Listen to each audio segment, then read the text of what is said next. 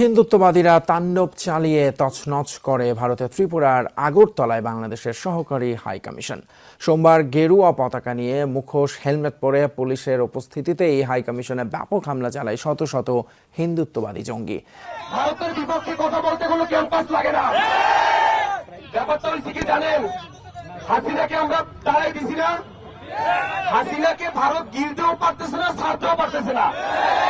বক্তব্য বাংলাদেশের সার্বভৌমত্বের জন্য হুমকি বলে মন্তব্য করেছেন বিএনপি মহাসচিব মির্জা ফখরুল ইসলাম আলমগীর। রাতে লন্ডন থেকে মুঠোফোনে গণমাধ্যমে দেওয়া প্রতিক্রিয়ায় অবিলম্বে মমতাকে তার বক্তব্য প্রত্যাহারের আহ্বান জানিয়েছেন তিনি। ভারতের রাজ্য পশ্চিমবঙ্গের মুখ্যমন্ত্রীর যে উক্তি করেছেন বাংলাদেশ সম্পর্কে, সেই বিষয়ে আমি বক্তব্য না রেখে পাচ্ছি না। যখন 5 আগস্টে শেখ হাসিনা বাংলাদেশ থেকে পালিয়ে গেছে, তখন তারা দেখলো তাদের সোনার ডিম পাড়া হাঁস হাত থেকে ছুটে গেছে, হাত থেকে ফসকে গেছে। তখনই তারা মাদের মতো, উন্মাদের মতো আচরণ করা শুরু করেছে। ভারত আমাদেরকে দখল করতে চায়। আমরা তাদেরকে বলে দিতে চাই, বইবালির কথা মনে রাখবা, আমাদের বিজেপি সীমান্তে কিভাবে তোমাদের উন্মাদ মাতাল বিএসএফ কে রুখে দিয়েছিল। আসসালামু আলাইকুম রহমতুল্লাহ। সবাই কেমন আছেন? আশা করি সবাই অনেক অনেক ভালো এবং সুস্থ আছেন। সবাইকে স্বাগতম জানাচ্ছি আমাদের আরেকটি নতুন ভিডিওতে। প্রতিদিনের মতো আমি আপনার মাঝে রিয়াদ ফারুকি। দর্শক, আজকের ভিডিও টাইটেল এবং থাম্বনেল দেখে ইতিমধ্যেই বুঝতে পেরেছেন আজকে কি বিষয়টা নিয়ে কথা বলবো। খুবই গুরুত্বপূর্ণ একটা বিষয় নিয়ে কথা বলবো। আপনারা ইতিমধ্যে ভিডিওর শুরুতে কিছু অংশ বিশেষ দেখে বুঝতে পেরেছেন আজকের ভিডিওর বিষয়বস্তু বা আজকে কি বিষয়টা নিয়ে কথা বলতে যাচ্ছি। দর্শক, এই বিষয়টা নিয়ে আর বেশি কথা না বলে আমরা ভিডিওর বাকি অংশগুলো বিস্তারিত দেখে আসবো। তার আগে আপনাদেরকে ছোট্ট একটি অনুরোধ জানিয়ে রাখতে চাই, যারা আমাদের ফারুকি অনলাইন ইউটিউব চ্যানেলটিতে এখনো নতুন আছেন, চ্যানেল সাবস্ক্রাইব করে সাথে থাকবেন। দর্শক, আর বেশি কথা বলছি না, আমরা একটা ভিডিও ফুটেজের মাধ্যমে একটু বিস্তারিত দেখে আসবো।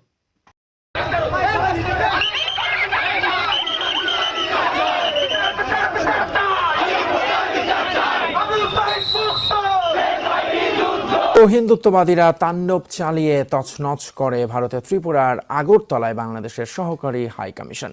সোমবার গেরুয়া পতাকা নিয়ে মুখোশ হেলমেট পরে পুলিশের উপস্থিতিতে এই হাই কমিশনে ব্যাপক হামলা চালায় শত শত হিন্দুত্ববাদী জঙ্গি। এ সময় ছিঁড়ে ফেলা হয় বাংলাদেশের জাতীয় পতাকা। অন্যদিকে বেনাপোল পেট্রাপোল সীমান্ত ঘেরাও কর্মসূচি পালন করছে বিজেপির নেতৃত্বাধীন সনাতনী ঐক্য মঞ্চ।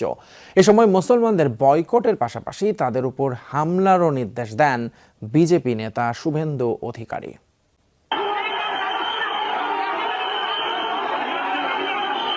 সোমবার স্থানীয় সময় দুপুরে আগরতলা অবস্থিত বাংলাদেশের সহকারী হাইকমিশনে হঠাৎই হামলা চালানো হয়। মুখোশ হেলমেট পরে গেরুয়া পোশাকধারী শত শত হামলাকারী পুলিশের উপস্থিতিতে তাণ্ডব চালায় পুরো সহকারী হাইকমিশন প্রাঙ্গণে। উগ্র হিন্দুত্ববাদী সংগঠনের নেতাকর্মীদের হামলায় সহকারী হাইকমিশন প্রাঙ্গণে আতঙ্ক ছড়িয়ে পড়ে। নামিয়ে ছিঁড়ে ফেলা হয় বাংলাদেশের জাতীয় পতাকা, ভেঙে ফেলা হয় স্থাপনার বিভিন্ন অংশ। পরিস্থিতি নিয়ন্ত্রণে না আসলে মোতায়েন করা হয় কেন্দ্রীয় বাহিনীর সদস্যদের। প্রত্যক্ষদর্শীরা জানান, এ সময় নিরাপত্তা বাহিনীর সদস্যদের সাথে হামলাকারীদের সংঘর্ষ হয়। এদিকে বাংলাদেশ সীমান্তের বেনাপোল পেট্রাপোল অংশে ব্যাপক সমাবেশ করে বিজেপি নেতৃত্বাধীন সনাতনী ঐক্য মঞ্চ। বিজেপি নেতা শুভেন্দু অধিকারীর নেতৃত্বে পেট্রাপোল বন্দর এলাকায় বিক্ষোভ মিছিল হয়।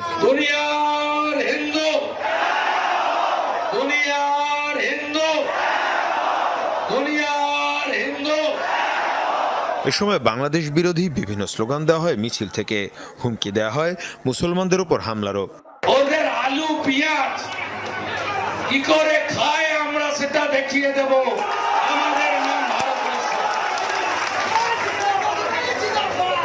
রোহিঙ্গা মুসলমানদের খুঁজে খুঁজে চুলের মুঠি ধরে বের করবেন তো? করবেন তো? জয় জয় শ্রীরাম, জয় জয় শ্রীরাম। এর আগে কলকাতায় বাংলাদেশ উপ হাইকমিশনে একাধিকবার হামলা এবং ঘেরাওয়ের চেষ্টা করা হয়।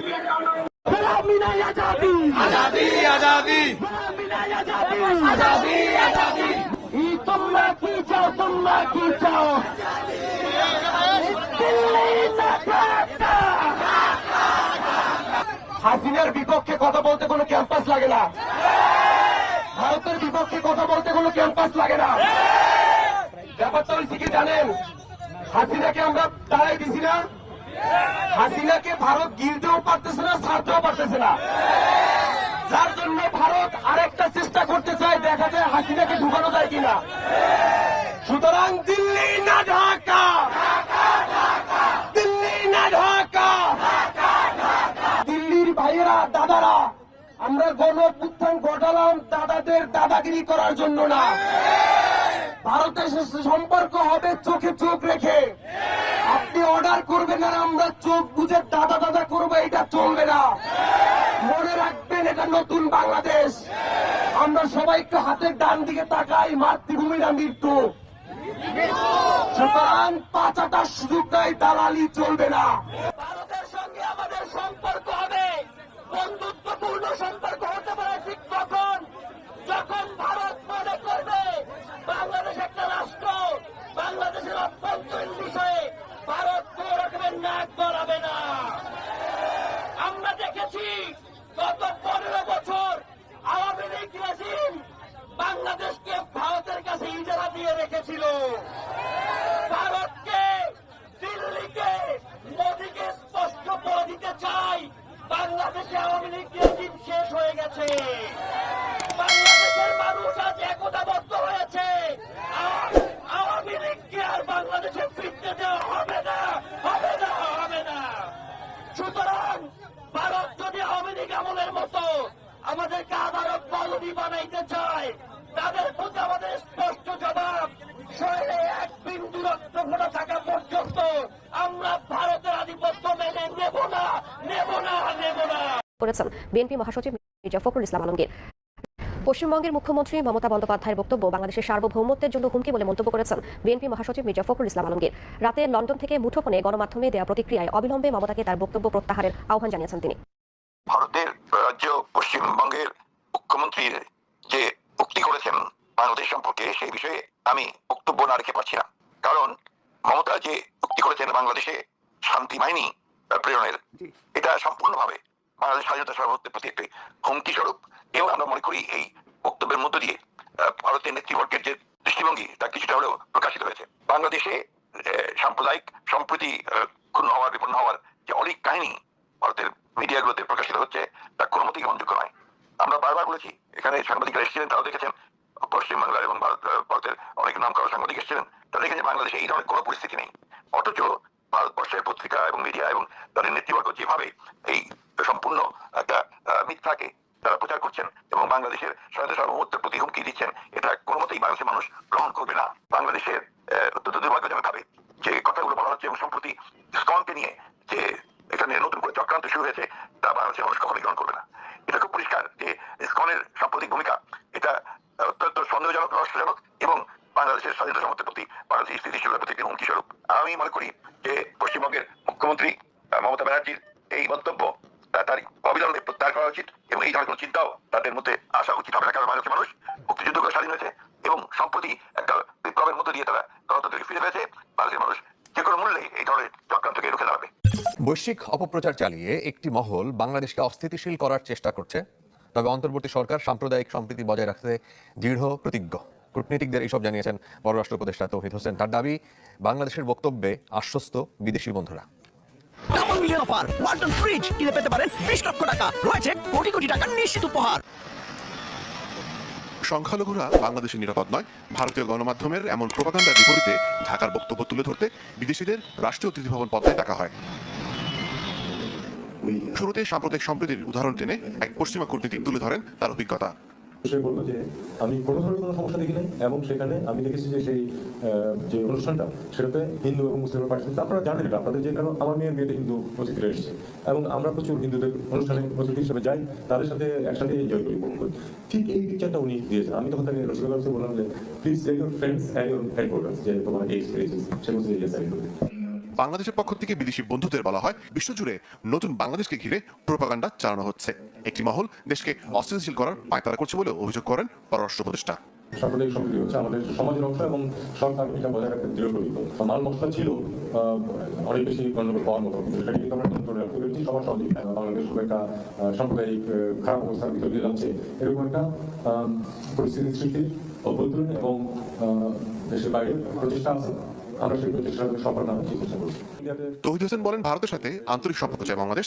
এ সময় মমতা ব্যানার্জির বক্তব্য নিয়ে প্রশ্ন করা হলে কোনো মন্তব্য করেননি তিনি।